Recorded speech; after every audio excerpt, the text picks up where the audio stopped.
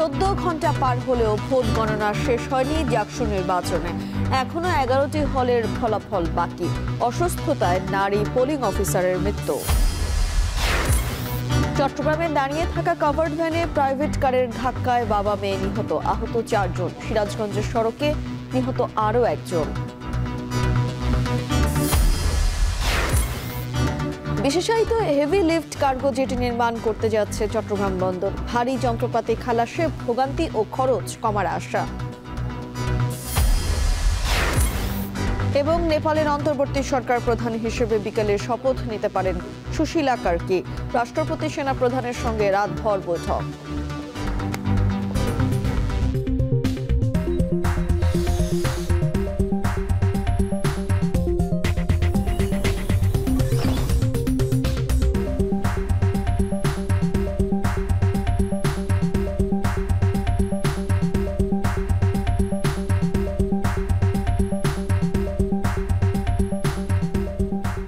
শুনছিলেন শিরোনাম। স্বাগত জানাচ্ছি এখন থাকায় পুরো সংবাদ জুড়ে। সঙ্গে রয়েছি আমি তানজিলা খান মেম। প্রায় 14 ঘন্টা পেরিয়ে গেলেও শেষ হয়নি জাকসু নির্বাচনের ভোট গণনা। এতে বাড়ছে ফলাফলের অপেক্ষা। এখন পর্যন্ত জাকসু নির্বাচনে 10টি হলের ভোট গণনা শেষ হয়েছে, বাকি আছে আরও 11টি। ম্যানুয়ালি গণনা হওয়ায় ফল ঘোষণায় দেরি হচ্ছে। ভোট গণনার সবশেষ খবর জানাতে নির্বাচন কমিশন কার্যালয়ের ভেতর থেকে যুক্ত হচ্ছেন সহকর্মী ফরহাদ বিন নূর।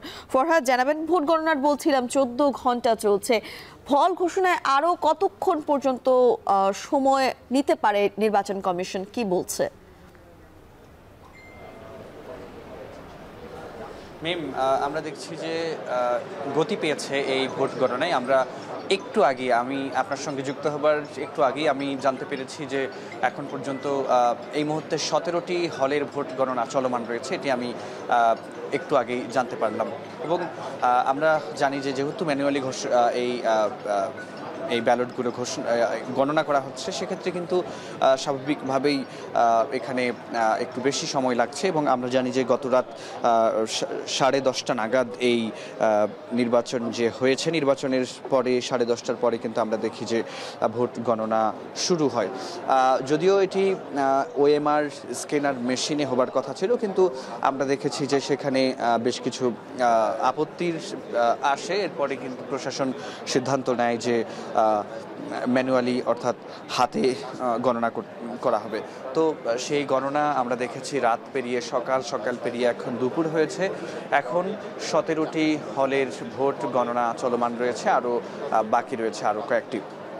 তো আমরা আশা করছি বিকেলের মধ্যে এই গণনার কার্যক্রমটি শেষ হবে এবং এরপরই আমরা কিন্তু ফলাফল জানতে পারবো। তবে আরও একটি বিষয় একটু জানিয়ে রাখতে চাই যে আমরা জানি সকালে একজন শিক্ষক, যিনি প্রভাষক চারুকলা বিভাগের তিনি প্রভাষক জান্নাতুল ফেরদৌস, তিনি মৃত্যুবরণ করেন। এই অসুস্থ হয়ে পড়েন এখানে ভোট গণনার এখানে এসে তিনি হঠাৎ অসুস্থ হয়ে পড়েন। এরপরে তাকে হসপিটালে নিয়ে গেলে কিন্তু তিনি সেখানে মারা যান।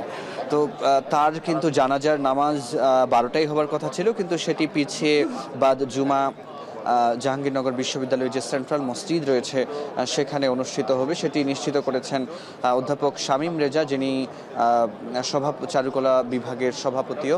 তো আমরা যে বিষয়টি একটু বলতে চাচ্ছি যে জাহাঙ্গীরনগর বিশ্ববিদ্যালয়ে যে দীর্ঘ 33 বছর পর যে উৎসাহ, উদ্দীপনা এবং উচ্ছ্বাসের মধ্য দিয়ে যে জাকসু নির্বাচনটি অনুষ্ঠিত হয়েছে, সেই জাকসু নির্বাচনের একদিকে যেমন উৎসাহ, উদ্দীপনা এবং ফলাফল ঘোষণার জন্য, ফলাফল জানবার জন্য মুখিয়ে আছেন শিক্ষার্থী সহ বিশ্ববিদ্যালয়ের প্রায় সবাই, একই সঙ্গে কিন্তু একটি শোকের আবহ আমরা বিশ্ববিদ্যালয় জুড়ে দেখছি। কারণ ইতিমধ্যেই একজন শিক্ষক এই ভোটের কাজে যুক্ত হতে এসে তিনি অসুস্থ হয়ে মারা যান।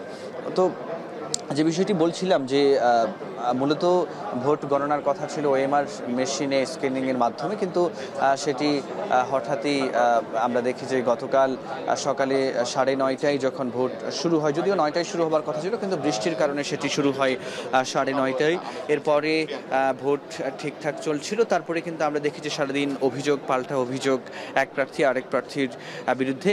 এসবের মধ্যে কিন্তু আমরা দেখেছি যে ছাত্রদল যে দাবিটি করেছিল যে জামাত পন্থী কারো কাছ থেকে নির্বাচনের সরঞ্জাম কেনার কারণে নির্বাচনে কারচুপির অভিযোগ এবং শঙ্কা তারা প্রকাশ করেছিলেন। সে কারণে কিন্তু আমরা পরবর্তীতে তাদের দাবির প্রেক্ষিতে এক পর্যায়ে দেখি যে সেটি ম্যানুয়ালি গণনা করবার কিন্তু একটি ব্যাপার বিশ্ববিদ্যালয়ের প্রশাসন থেকে জানানো হয়। তো সেই ম্যানুয়ালি এখন কিন্তু সেই গণনার কাজ এখনও চলমান রয়েছে। আরেকটি বিষয় বলতে হয়, আমরা গতকাল যে চিত্রটি দেখেছিলাম যে একদিকে যেমন ভোট কারচুপি কিংবা অনিয়মের কথা বলা হয়েছে, অন্যদিকে যেসব ইসলামী ছাত্র শিবির এবং আরও বাগছাসহ আরও যেসব স্বতন্ত্র প্রার্থী যারা রয়েছেন তারা কিন্তু বলেছেন যে নির্বাচনে নিশ্চিত হেরে যাবার ভয়েই আসলে নির্বাচন থেকে সরে দাঁড়িয়েছে। নির্বাচনের মাত্র শেষ হবার মাত্র 1.5 ঘন্টা আগে ছাত্রদল এবং বামপন্থী কিছু ছাত্র সংগঠন। তো এরপরে কিন্তু আমরা দেখেছি যে এখানে আরও কয়েকজন শিক্ষক যারা বিএনপি পন্থী শিক্ষক হিসেবে পরিচিত তারাও কিন্তু নির্বাচনের দায়িত্ব থেকে সরে দাঁড়ান এবং শেষ পর্যন্ত আমরা যে চিত্রটি গতকাল দেখেছি, এখানে ভোট যদিও 5টায় শেষ হবার কথা, কিন্তু বেশ কিছু কেন্দ্রে বেশ কিছু হলে আমরা যে চিত্রটি দেখেছি সেখানে দীর্ঘ লাইন থাকবার কারণে কিন্তু 5টার মধ্যে ভোট শেষ হয়নি। লাইনে দাঁড়িয়ে যারা ছিলেন তাদের ভোট শেষ করতে সন্ধ্যা 7টা নাগাদ কিন্তু বেজে যায় এবং এরপরে কিন্তু আমরা দেখি যে প্রশাসন প্রস্তুতি নিয়ে যে ব্যালট বাক্সগুলো ছিল সেই ব্যালট বাক্সগুলো কিন্তু তারা ধীরে ধীরে সেগুলো নিরাপত্তা বেষ্টনীর মধ্য দিয়ে তারা কিন্তু এই নির্বাচন কমিশনে নিয়ে আসেন এবং প্রস্তুতি শেষে রাত 10টা সাড়ে 10টা নাগাদ কিন্তু সেই ভোট গণনা শুরু হয়। আমরা এখনও দেখছি যে এখানে কিন্তু বিরামহীনভাবে যে নির্বাচনী দায়িত্বে যারা রয়েছেন, পোলিং অফিসার যারা রয়েছেন তারাও কিন্তু এখানে ভোট গণনার কাজে নিয়োজিত রয়েছেন এবং আরেকটি বিষয় যদি বলি যে যেহেতু ভোটার সংখ্যা আমরা জানি যে প্রায় 12,000 অর্থাৎ 11,843 ভোটার রয়েছে এবং এখানে আমরা জানি যে 40টি ভোট দিতে হয় হল সংসদ এবং কেন্দ্রীয় সংসদ হিসেবে সব মিলিয়ে 40টি ভোট দিতে হয়, যেখানে কেন্দ্রীয় সংসদে আমরা জানি 25টি ভোট দিতে হয় এবং হল সংসদে 15টি, মোট 40টি ভোট দিতে হয় এবং ব্যালট পেপারও কিন্তু অনেকগুলো। সে কারণে কিন্তু আমরা এবং প্রার্থীও কিন্তু আমরা দেখছি যে কম নয় প্রার্থী। আমি যদি বলি যে ভোটার যেখানে 11,840 সেখানে কিন্তু এর মধ্যে আমরা দেখি যে ছাত্র কিন্তু 6,115, আমরা জানি এরপরে যে 5,728 জন ছাত্রী। এরপরে আমরা দেখছি যে এখানে প্রার্থী যদি আমি বলি, প্রার্থী জাকসুতে অর্থাৎ কেন্দ্রে প্রার্থী আমরা দেখছি যে 178 জন প্রার্থী এখানে প্রতিদ্বন্দ্বিতা করছেন। এর মধ্যে পুরুষ প্রার্থী আমরা দেখছি 132 জন, নারী প্রার্থী 46 জন, অর্থাৎ 25টি পদের বিপরীতে কেন্দ্রীয় সংসদে 178 জন কিন্তু লড়ছেন। একই সঙ্গে কিন্তু আমরা দেখছি যে 21টি যে হল রয়েছে, হল সংসদে আমরা পদের সংখ্যা দেখছি 315টি পদের বিপরীতে আমরা দেখছি 447 জন প্রার্থী রয়েছেন, অর্থাৎ এখানে 15টি করে আসলে ভোট দিতে হয়। এর মধ্যে আমরা দেখছি যে 11টি ছাত্র হলে ছাত্রীর সংখ্যা প্রার্থীর সংখ্যা আমরা জানি যে 316 জন এবং ছাত্রী প্রার্থী আমরা দেখছি যে 131 জন এবং এই যে এত প্রার্থী এবং এত ভোট দিতে হয় সে কারণে কিন্তু সেগুলো হাতে গুনতে একটু সময় সাপেক্ষ একটি ব্যাপার। তো আমরা দেখছি যে এখনও সেই ভোট গণনার কার্যক্রমটি চলছে এবং আরও একবার একটু জানিয়ে দিতে চাই যে আমরা জানি যে জান্নাতুল ফেরদৌস নামে যে শিক্ষক প্রভাষক তিনি চারুকলা বিভাগের, তিনি ভোট গণনার কাজে এখানে যুক্ত হতে এসে সকালে অসুস্থ হয়ে পড়লে তাকে হসপিটালে নেওয়া হয় এবং পরবর্তীতে তিনি সেখানে অসুস্থ হয়ে মারা যান। এরপরে কিন্তু আমরা দেখি যে বিশ্ববিদ্যালয়ে যে শোকের ছায়া নেমে আসে এবং আমরা যতটুকু জানতাম যে 12টা নাগাদ তার জানাজা হবার কথা ছিল বিশ্ববিদ্যালয় ক্যাম্পাসে এবং সেটি পিছিয়ে এরপরে বিশ্ববিদ্যালয়ের যিনি চারুকলা বিভাগের প্রধান তিনি অধ্যাপক শামীম রেজা তিনি আসলে নিশ্চিত করেছেন বা জানিয়েছেন যে দুইটার অর্থাৎ জুমার নামাজের পরে, যেহেতু আজকে শুক্রবার জুমার নামাজের পরে এখানে যে কেন্দ্রীয় মসজিদ রয়েছে জাহাঙ্গীরনগর বিশ্ববিদ্যালয়ে, সেই জাহাঙ্গীরনগর বিশ্ববিদ্যালয়ের কেন্দ্রীয় মসজিদের সামনেই তার জানাজা অনুষ্ঠিত হবে জুমার নামাজের পরে। এবং আশা করছি, যেহেতু এখন পর্যন্ত আমরা যতটুকু জানি 17টি কেন্দ্রের ভোট গণনা এই মুহূর্তে চলমান রয়েছে, আশা করছি বিকেলের মধ্যেই সব কিছু গণনা শেষ হয়ে যাবে। তো এই ছিল মিম আমার কাছে জাহাঙ্গীরনগর বিশ্ববিদ্যালয় কেন্দ্রীয় ছাত্র সংসদের ভোট গণনার সবশেষ তথ্য। জাহাঙ্গীরনগর বিশ্ববিদ্যালয় থেকে সরাসরি যুক্ত হয়েছিলেন সহকর্মী ফরহাদ বিন নূর। জাহাঙ্গীরনগর বিশ্ববিদ্যালয় কেন্দ্রীয় শিক্ষার্থী সংসদ জাকসু ও হল সংসদ নির্বাচনে দায়িত্ব পালন করতে এসে অসুস্থ হয়ে মারা গেছেন চারুকলা বিভাগের শিক্ষক জান্নাতুল ফেরদৌস। তিনি জাকসু ও প্রীতিলতা হল সংসদের পোলিং অফিসার হিসেবে দায়িত্ব পালন করছিলেন। শুক্রবার সকাল 8টার পর বিশ্ববিদ্যালয়ের পুরাতন রেজিস্ট্রার ভবনের সিনেট হলে দায়িত্ব পালন করতে আসেন জান্নাতুল ফেরদৌস। এরপরে তিনি অসুস্থ হয়ে পড়েন। এরপর দ্রুত বিশ্ববিদ্যালয়ের অ্যাম্বুলেন্সে তাকে সাভারের এনাম মেডিকেল কলেজ হাসপাতালে নিয়ে যাওয়া হয়। পরে হাসপাতালের দায়িত্বরত চিকিৎসক তাকে মৃত ঘোষণা করেন।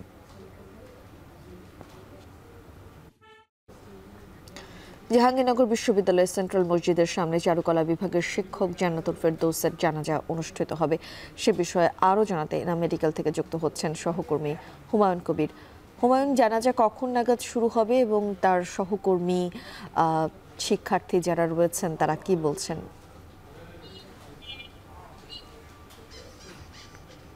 আপনি যেমনটি বলছিলেন, জান্নাতুল ফেরদৌস জাকসু ছাত্র সংসদ এবং প্রীতিলতা হল সংসদের পোলিং অফিসার হিসেবে দায়িত্ব পালন করছিলেন।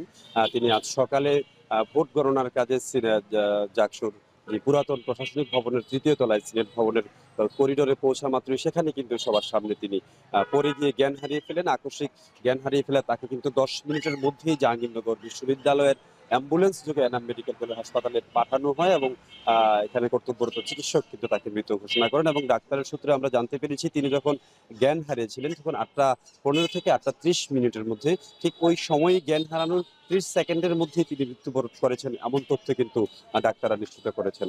আর চারুকলা বিভাগের চেয়ারম্যান ডক্টর অধ্যাপক শামীম রেজার সাথে কথা হয়েছিল। তিনি জানিয়েছেন জানাজা দুপুর 12টার সময় পুরাতন কলা ভবনের সামনে হওয়ার কথা থাকলেও এখনো পর্যন্ত গোসল সম্পূর্ণ না হয় জানাজার সময় পরিবর্তন করে নামাজের পর বা জুমার নামাজের পর সেন্ট্রাল ফিল্ডেই তার জানাজা অনুষ্ঠিত হবে। তো তার এই ম্যামের এই মৃত্যুতে আসলে গোটা বিশ্ববিদ্যালয় ক্যাম্পাস জুড়ে কিন্তু শোকের মাতম চলছে এবং বিশেষ করে যারা তার সহকর্মী ছিলেন, যারা নির্বাচনের দায়িত্ব পালন করছিলেন, ভোট গণনার কাজে নিয়োজিত ছিলেন, তাদের মধ্যেও কিন্তু তারাও কিন্তু অনেকটা ভেঙে পড়েছেন। এক ধরনের অনাকাঙ্ক্ষিত পরিস্থিতির কিন্তু সৃষ্টি হয়েছে। তারাও কিন্তু অনেকটা তারা শোকাবহ হয়েছেন এবং তাদের যে নির্বাচনের যে ভোট গণনার কাজ সেটিও কিছুটা ব্যাহত হচ্ছে মানসিকভাবে ভেঙে পড়ার কারণে, এমন কথাই কিন্তু জানা গেছে। মিম, এই ছিল জান্নাতুল ফেরদৌসের মৃত্যুর সর্বশেষ নিয়ে আমার কাছে বিস্তারিত। এনাম মেডিকেল কলেজের সামনে থেকে সরাসরি যুক্ত হয়েছিলেন সহকর্মী হুমায়ুন কবির। ঢাকা ও জাহাঙ্গীরনগর বিশ্ববিদ্যালয় কেন্দ্রীয় ছাত্র সংসদ নির্বাচনকে প্রহসনমূলক বলেছেন বিএনপি স্থায়ী কমিটির সদস্য AZM জাহিদ হোসেন। বেলা 11টায় সাবেক রাষ্ট্রপতি ও বিএনপি প্রতিষ্ঠাতা জিয়াউর রহমানের সমাধিতে শ্রদ্ধা নিবেদন শেষে তিনি বলেন, মানুষ নির্বাচন ব্যবস্থার উপর আস্থা রাখতে চায়, তবে যারা নির্বাচন প্রক্রিয়ার সঙ্গে জড়িত তাদের নিরপেক্ষতা ধরে রাখতে হবে। জাকসুতে শুধু ছাত্রদল নয়, বিভিন্ন প্যানেল নির্বাচন থেকে সরে দাঁড়িয়েছে। এতে বোঝাই যায় ভোট গ্রহণযোগ্য হয়নি। এ সময় দেশকে পিছিয়ে দেওয়ার জন্য এখনো ষড়যন্ত্র চলছে বলে অভিযোগ করেন AZM Zahid Hossain.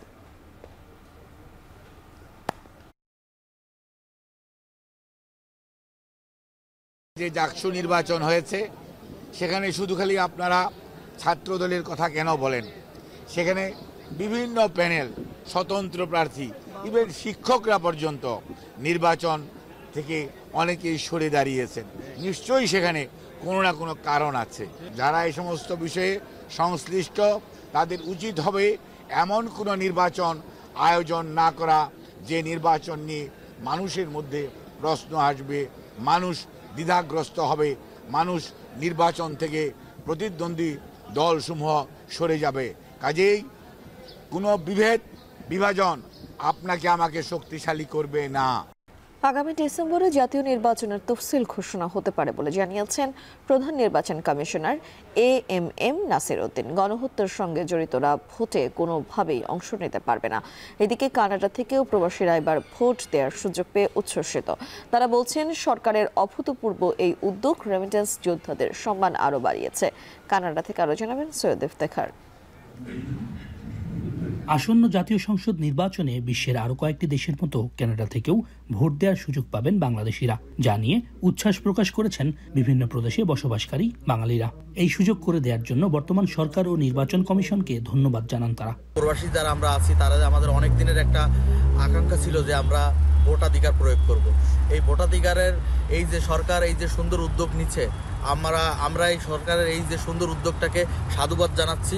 Smart card বিতরণ কর্মসূচির উদ্বোধন করতে বর্তমানে কানাডায় অবস্থান করছেন প্রধান নির্বাচন কমিশনার এএমএম নাসির উদ্দিন। গণমাধ্যমে বক্তব্যে তিনি জানিয়েছেন, ডিসেম্বরের মধ্যেই নির্বাচনের তফসিল ঘোষণা হতে পারে। যাদের আদালত ফেরারি ঘোষণা করবে তারা ভোটে অংশ নিতে পারবেন না। আদালত যাদেরকে ফেরারি ঘোষণা করবে তারা তো ইলেকশনে কন্টেস্ট করতে পারবে না।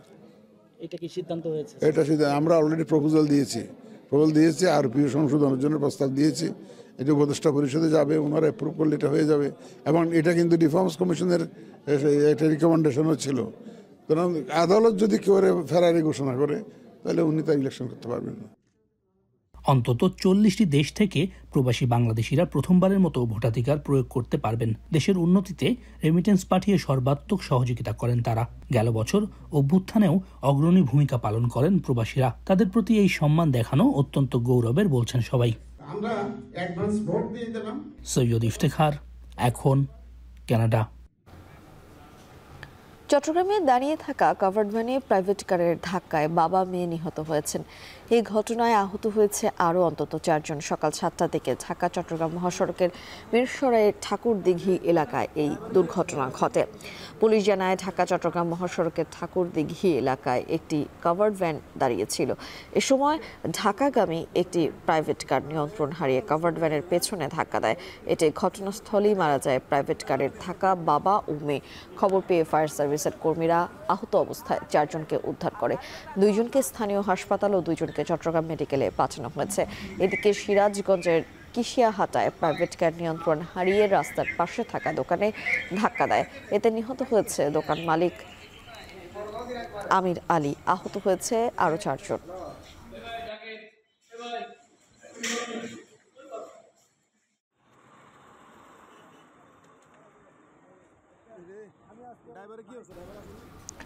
শিল্প কারখানার ভারী যন্ত্রপাতি খালাসে অবশেষে বিশেষায়িত হেভি লিফট কার্গো জেটি নির্মাণ করতে যাচ্ছে চট্টগ্রাম বন্দর কর্তৃপক্ষ। এতে ভারী যন্ত্রপাতি খালাসে ভোগান্তি ও খরচ অনেক কমবে শিল্প মালিকদের। সে সঙ্গে বিভিন্ন প্রকল্পের ভারী যন্ত্রপাতি আমদানি সহজ ও ঝুঁকিমুক্ত হবে বলে মনে করছেন সংশ্লিষ্টরা। বিস্তারিত জানাচ্ছেন হাজেরা শিউলি। প্রযুক্তির উন্নয়ন ও শিল্পের চাহিদা পূরণে দেশে গড়ে উঠছে নানা ধরনের শিল্প কারখানা। অবকাঠামো নির্মাণেও যুক্ত হচ্ছে নিত্য নতুন উপাদান। এক্ষেত্রে রড, সিমেন্ট, ইস্পাত, জাহাজ নির্মাণ, তেল পরিশোধন সহ বিভিন্ন ধরনের শিল্প কারখানা স্থাপনে ও অবকাঠামো উন্নয়নে লাগে ভারী যন্ত্রপাতি, যা আমদানি হয় বিদেশ থেকে। অথচ চট্টগ্রাম বন্দরে ভারী কার্গো হ্যান্ডলিংয়ের জন্য নেই কোনো বিশেষায়িত জেটি। বর্তমানে নিউমোরিং কন্টেনার টার্মিনালের একটি জেটিতে ভারী যন্ত্রপাতি খালাস করা হলেও সেটি মূলত কন্টেনার হ্যান্ডলিংয়ের জন্য নির্মিত। তাই খালাসের আগে বসাতে হয় বিশেষ প্লেট। এছাড়া 100 টনের উপরে কোনো কার্গো আসলে সেটি জেটিতে খালাস করা যায় না। এজন্য জেটির বাইরে ও বহির্নোঙরে বিশেষ ব্যবস্থায় সমতল বার্জে ভারী যন্ত্রপাতি খালাস করতে হয়, যা শুধু ঝুঁকিপূর্ণই নয়, ব্যয়বহুলও বটে। এই সংকট নিরসনে দীর্ঘদিন ধরে হেভি লিফট কার্গো জেটি নির্মাণের দাবি ছিল বন্দর ব্যবহারকারীদের। অবশেষে পূরণ হচ্ছে সেই দাবি। এই বিশেষায়িত হেভি লিফট কার্গো জেটি প্রতি বর্গমিটারে 5 টন ভার বহনের সক্ষম। প্রজেক্ট কার্গোগুলো বিশেষ করে আসে, সেগুলো হয়তো আমাদেরকে অনেক সময় ড্রাই ডক জেটিতে নামাতে হচ্ছে, অথবা ওভারসাইড ডেলিভারি দিয়ে সেখান থেকে বার্জে করে সাইটে প্রেরণ করতে হচ্ছে। যদি নতুন ডিপো আসে, ডেফিনেটলি সেটা আমাদের জন্য একটা অনেক পজিটিভ একটা সাইড। আমাদের রেগুলার যেই জাহাজগুলো আসছে সেগুলো করে আমরা হেভি লিফট কার্গোগুলো নিয়ে আসতে পারবো এবং চাইলেই সেই জেটিতে ট্রান্সফার করে কার্গোগুলো আমরা হ্যান্ডেল করতে পারবো। ভারী কার্গোর বিশেষায়িত জেটি না থাকায় বর্তমানে অনেক যন্ত্রপাতি খুলে আলাদাভাবে আমদানি করতে হয়। বিশেষায়িত জেটি নির্মিত হলে থাকবে না এই সমস্যা। পতেঙ্গার লালদিয়ায় নির্মিত হবে 40 মিটার দৈর্ঘ্যের এই জেটি, যেখানে বিভিন্ন প্রকল্পের ভারী কার্গো নিয়ে ভিড়তে পারবে বড় জাহাজ, যা শিল্পায়নের জন্য সহায়ক হবে বলে মনে করছেন বন্দর ব্যবহারকারীরা। এখানে পরিবহনের যে ট্রেলারের ক্ষমতা, তো সেরকম আমাদের লো বেড ট্রেলারের সংখ্যা কম, হেভি লিফট ক্রেন থাকবে, তখন এই মানে একটা মেশিন একসাথেই চলে আসতে পারবে কন্টেনারাইজ ছাড়া বাল্ক অবস্থায়। আনুষঙ্গিক সুবিধা সহ হেভি লিফট কার্গো জেটি নির্মাণে সম্প্রতি নৌবাহিনীর সঙ্গে চুক্তি করেছে বন্দর কর্তৃপক্ষ। এই জেটি নির্মাণে ব্যয় হবে প্রায় 300 কোটি টাকা। হাজারের শিউলি, এখন চট্টগ্রাম। রাজধানীর কাঁচা বাজারে কারো মুখে স্বস্তির হাসি, কারো মুখে অভিযোগের সুর। সবজির দাম কিছুটা কমলে অনেক পণ্যের দাম এখনো চড়া। বিক্রেতারা বলছেন বৃষ্টিতে ক্রেতা কম থাকায় দামও কিছুটা কম। আর বেশিরভাগ ক্রেতাই বলছেন বাজারের ব্যাগ ভরতে এখনো অনেক হিসেব করতে হচ্ছে। শাহরিয়ার জামান পুলকের প্রতিবেদন। রাজধানীতে থেমে থেমে বৃষ্টি, তাই সাপ্তাহিক ছুটির দিনেও বাজারে ক্রেতা তুলনামূলক কম। সবজি বাজারে গত সপ্তাহের তুলনায় দাম কিছুটা কমলে ব্যাগ ভরতে এখনো হিসাব মেলাতে হচ্ছে অনেক ক্রেতাকে। কিন্তু অন্যান্য দিন আরো 5 টাকার মতো কম থাকে, 10 টাকার মতো কম থাকে, তবে মোটামুটি ভালো। মুরগির দাম আগের থেকে একটু কম আছে, 300 ছিল, এখন 270 নিছি। প্রতিটি সবজিতে 10 থেকে 20 টাকা পর্যন্ত কমেছে দাম। পটল, চিচিঙ্গা, পেঁপে আর মিষ্টি কুমড়া সবই 50 টাকার আশেপাশে মিলছে। বৃষ্টির কারণে সবজি আবাদ হয়েছে, ওখানে একটু দাম কমতে আছে, সামনে আরো দাম কমবে। বাজারে পাইকার কম আসে, বুঝছেন? পাইকার যখন বাজারে প্রচুর আসে তখন কাঁচামালের দামটা একটু চাহিদাও থাকে, দামটা একটু বেশি থাকে। 160 টাকা, আর 150 গত সপ্তাহে 80 টাকা, 70 টাকা। এই সপ্তাহে আমরা 60 টাকা কেজি হয়েছে। কারওয়ান বাজারে সিম এখন 120 টাকা কেজি, মূলার দাম নেমে দাঁড়িয়েছে 50 টাকায়। গোল বেগুনের কেজি 80 আর গাজর আগের মতোই কেজি প্রতি 100 টাকায় মিলছে।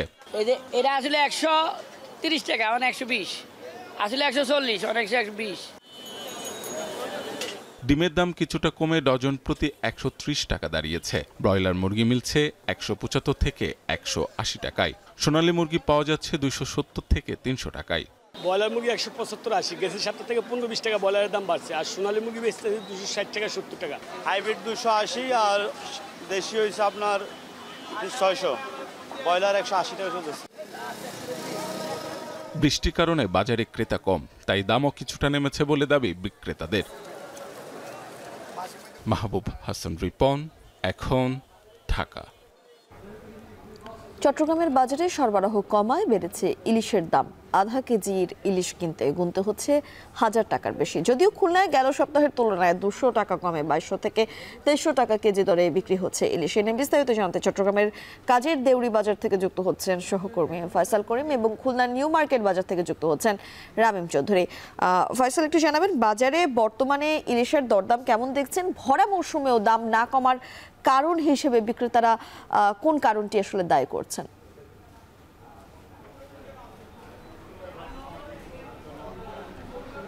আমরা দেখছি যে যেসব ট্রলার গভীর সমুদ্রে যাচ্ছে ইলিশ ধরতে, সেগুলো মাছ নিয়ে ফিরছে। অনেক ট্রলার কিন্তু দেখছি যে ইলিশ ভরেই ফিরছে, কিন্তু ইলিশের যেই আকার সেটি কিন্তু অনেক ছোট দেখা যাচ্ছে এবং ছোট আকারের ইলিশই অনেক বেশি বাজারে। এবং আমরা আছি নগরীর কাজীরডুরি বাজারে।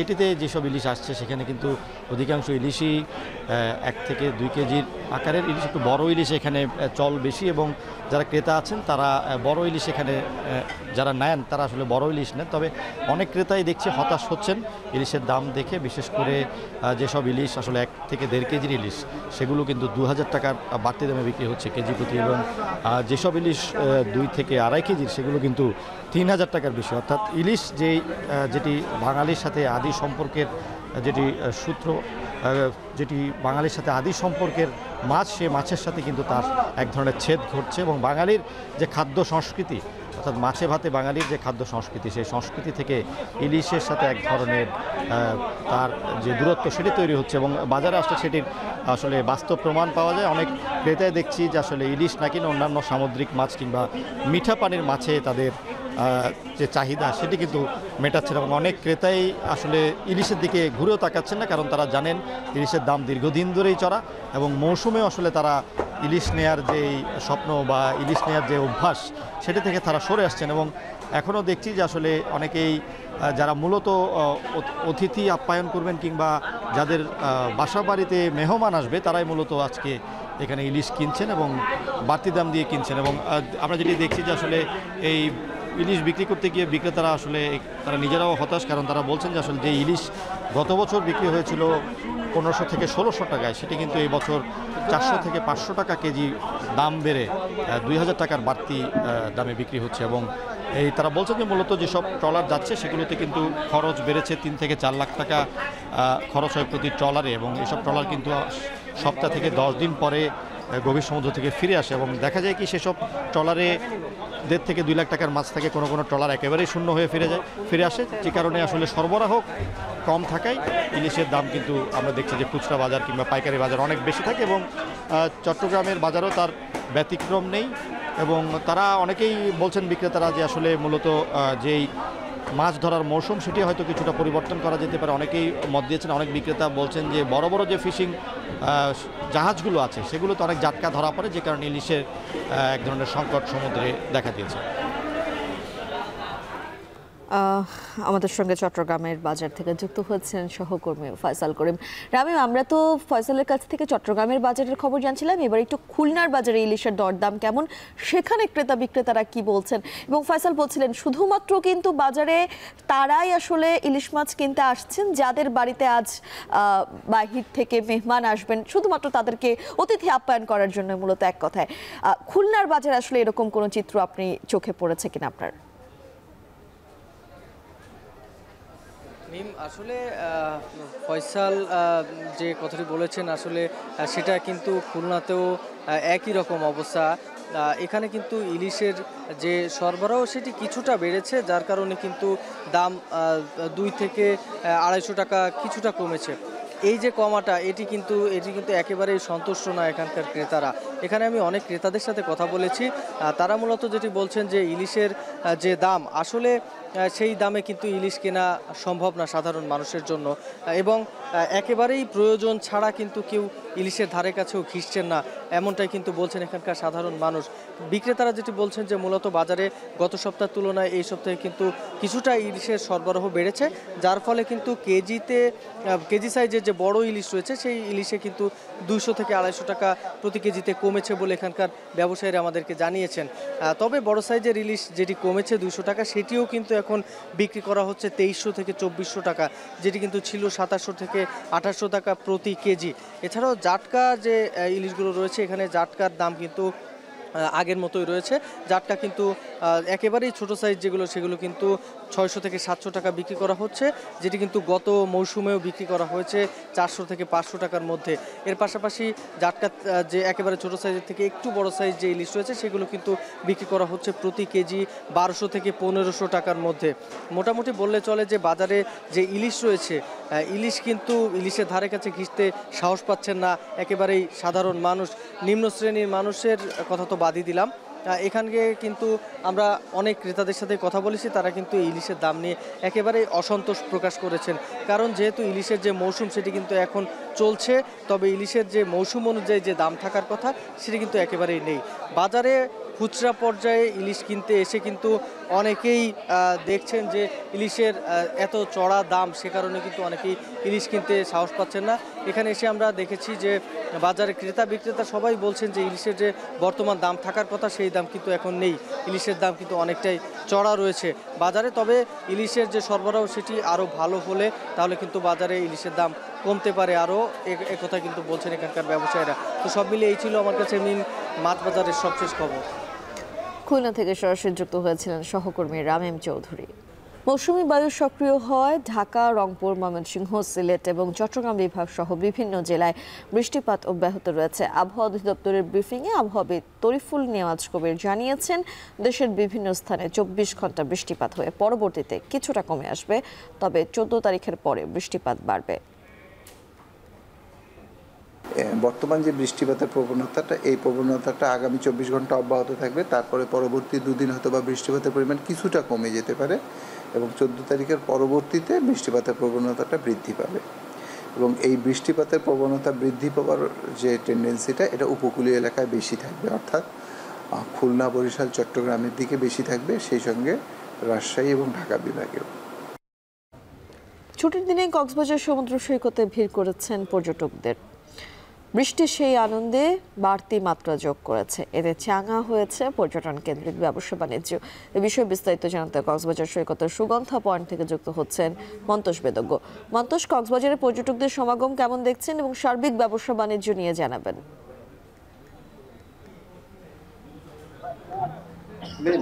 সকাল থেকে একদিকে যেমন বৃষ্টিমুখর একটি পরিবেশ কক্সবাজারে বিরাজ করছে, অপরদিকে সমুদ্রে অবগাহনের যে সুযোগ, এই দুইয়ে মিলে কিন্তু নান্দনিক একটি পরিবেশ আসলে আজকে তৈরি হয়েছে। এবং আমরা দেখছি যে বিপুল সংখ্যক পর্যটক এখানে এই সুগন্ধা পয়েন্টে ভিড় করেছেন। এবং এই পয়েন্টটি ছাড়াও সৈকতের অন্যান্য যে পয়েন্টগুলো রয়েছে, বিশেষ করে কলাতলি কিংবা লাবণী পয়েন্ট এবং শৈবাল পয়েন্ট, এই পয়েন্টগুলোতেও কিন্তু লোকজনের আনাগোনা বেড়েছে। এবং আমরা দেখছি যে লোকারণ্য বলা যায় সুগন্ধা পয়েন্ট, এই মুহূর্তে প্রচুর মানুষ। এটির কারণে এই যে পর্যটক সমাগম বেড়েছে, এটির কারণে এখানকার যেসব ব্যবসা বাণিজ্য তা কিন্তু পুরোপুরি চাঙা হয়ে উঠেছে। এবং মূলত প্রতি শুক্রবার আসলে ছুটির দিন হিসেবে শুক্র এবং শনিবার কক্সবাজারে ব্যাপক পর্যটক সমাগম থাকে এবং এই সময়টাতে এখানকার যারা ব্যবসায়ী রয়েছেন, বিশেষ করে সৈকত কেন্দ্রিক যারা ব্যবসা বাণিজ্যের সাথে জড়িত রয়েছেন, তারা কিন্তু এখানে সৈকতের ছাতা চেয়ার থেকে শুরু করে এখানে যারা ফটোগ্রাফার রয়েছেন কিংবা ভ্রাম্যমাণ যারা হকার রয়েছেন,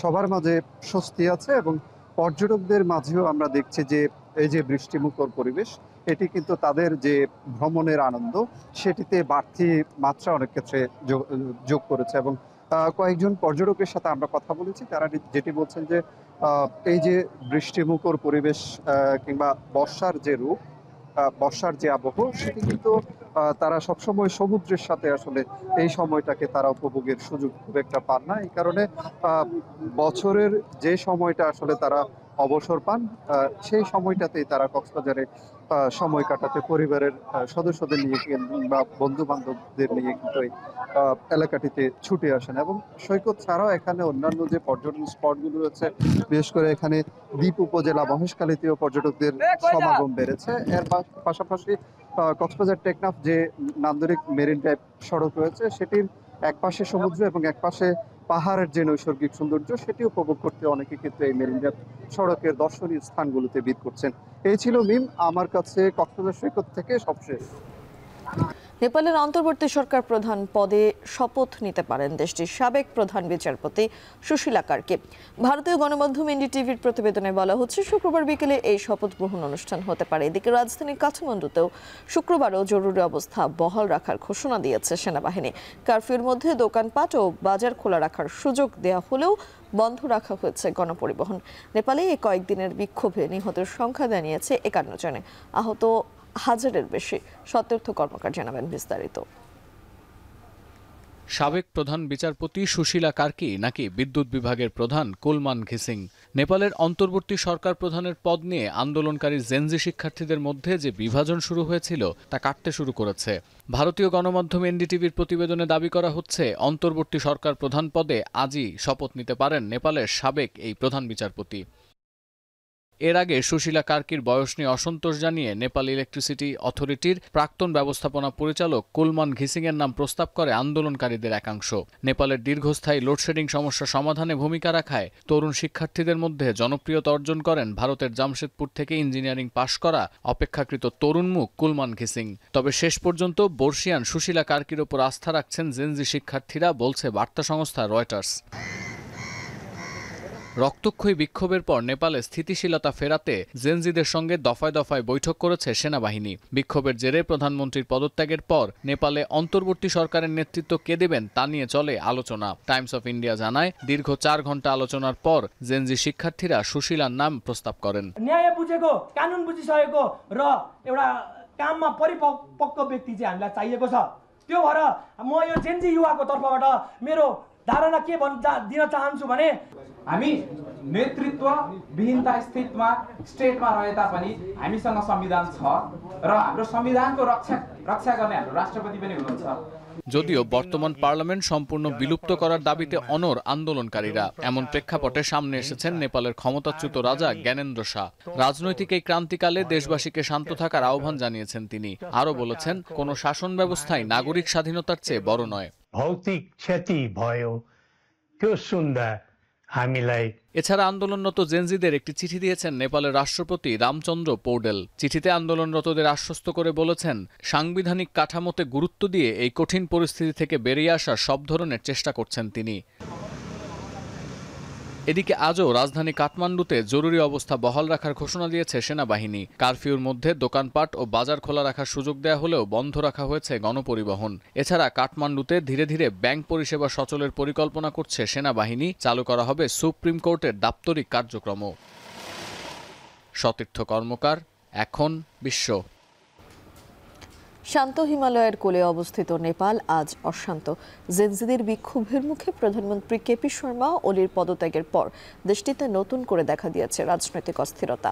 দক্ষিণে ভারত, উত্তরে চীন, এই দুই আঞ্চলিক পরাশক্তির মাঝখানে অবস্থানকারী নেপাল কেবল ভৌগোলিক কেন্দ্রবিন্দুই নয়, বরং একটি কৌশলগত দাবার ছকও।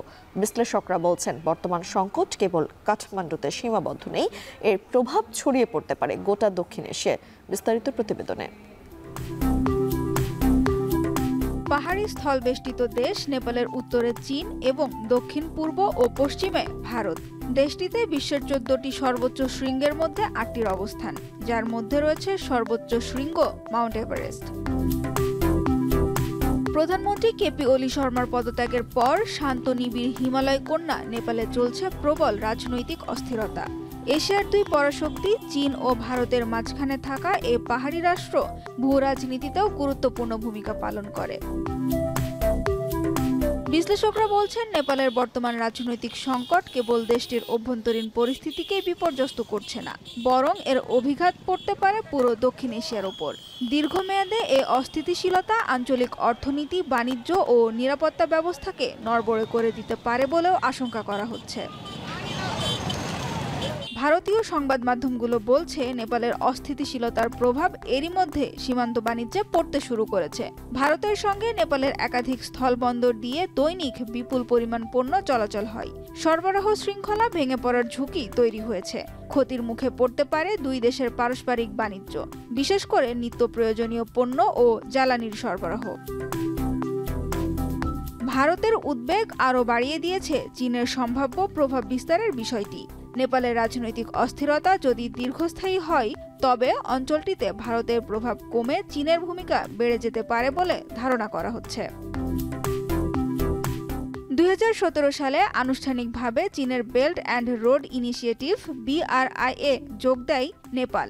এই প্রকল্পের মূল লক্ষ্য ছিল অবকাঠামো উন্নয়ন, সড়ক ও রেল সংযোগ বৃদ্ধি এবং আঞ্চলিক বাণিজ্যে নতুন সুযোগ সৃষ্টি।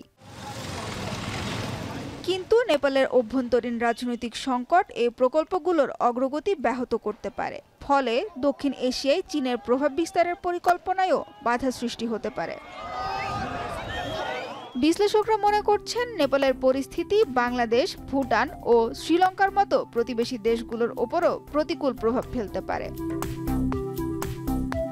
সীমান্ত পথে চলাচল সীমিত হয়ে গেলে আঞ্চলিক সরবরাহ শৃঙ্খলায় বড় ধরনের ব্যাঘাত ঘটবে। বিশেষ করে ভারত হয়ে যেসব দেশ আমদানি রপ্তানির ওপর নির্ভরশীল, তাদের জন্য এটি উদ্বেগজনক। শুধু অর্থনীতি ও বাণিজ্য নয়, নেপালের রাজনৈতিক অস্থিতিশীলতা নিরাপত্তাজনিত হুমকিও তৈরি করতে পারে। রাজনৈতিক শূন্যতা ও প্রশাসনিক দুর্বলতা বিদ্রোহী গোষ্ঠী ও চোরাচালান চক্রকে সক্রিয় করে তুলবে। সীমান্ত অঞ্চলে মানব পাচার, মাদক পাচার কিংবা সন্ত্রাসী তৎপরতা বেড়ে যাওয়ার আশঙ্কাও উড়িয়ে দেওয়া যায় না। সানজিদা ইসলাম তন্নি, এখন বিশ্ব। ট্রাম্পের ঘনিষ্ঠ মিত্র ও যুক্তরাষ্ট্রের প্রভাবশালী ডানপন্থী রাজনৈতিক কর্মী চার্লি কার্কের হত্যাকারীর ছবি প্রকাশ করেছে ইউটাহ পুলিশ। পাশাপাশি হত্যাকারীকে ধরিয়ে দিতে সহায়তা করলে $1 লাখ পুরস্কারের ঘোষণা করেছে FBI। এছাড়া উদ্ধার করা হয়েছে একটি বোল্ট অ্যাকশন রাইফেল। তবে এই বন্দুক ব্যবহার করে চার্লিকে হত্যা করা হয়েছিল কিনা তা জানা যায়নি। এদিকে মার্কিন বিমান বাহিনীর উড়োজাহাজে করে চার্লির মরদেহ সমেত কফিন আনা হয়েছে অ্যারিজোনায়। এ সময় অর্ধনমিত পতাকা এবং প্ল্যাকার্ড নিয়ে বিমানবন্দরে জড়ো হন চার্লির সমর্থকরা। বুধবার ইউটাহ বিশ্ববিদ্যালয়ের ক্যাম্পাসে এক অনুষ্ঠানে গুলিবিদ্ধ হয়ে নিহত হন 31 বছর বয়সী কনজারভেটিভ অ্যাক্টিভিস্ট চার্লি কার্ক।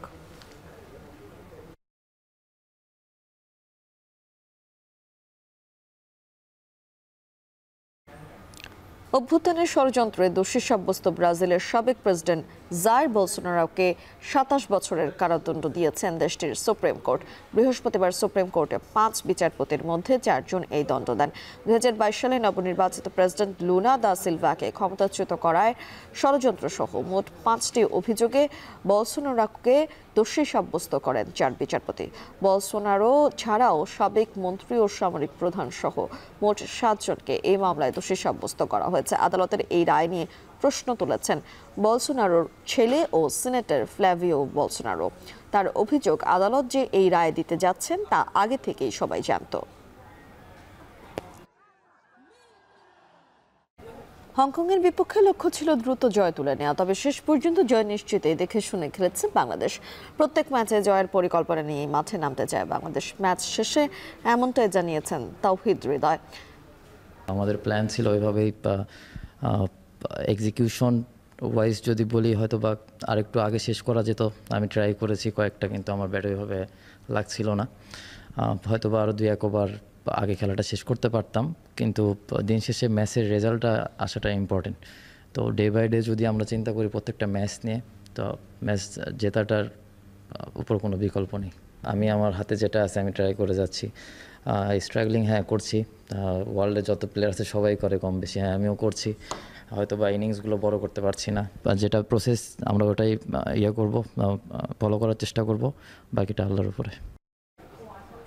ওমানের বিপক্ষে ম্যাচ দিয়ে এশিয়া কাপের যাত্রা শুরু করতে যাচ্ছে পাকিস্তান। দুবাইয়ের আন্তর্জাতিক স্টেডিয়ামে ম্যাচটি শুরু হবে রাত 8:30টায়। ত্রিদেশীয় সিরিজ জয় করে এশিয়া কাপে এসেছে পাকিস্তান। ওমানের সাথে দুবাইয়ের এই ম্যাচটি সালমান আঘার দলের জন্য হতে পারে ভারতের বিপক্ষে মাঠে নামার আগে বড় প্রস্তুতি।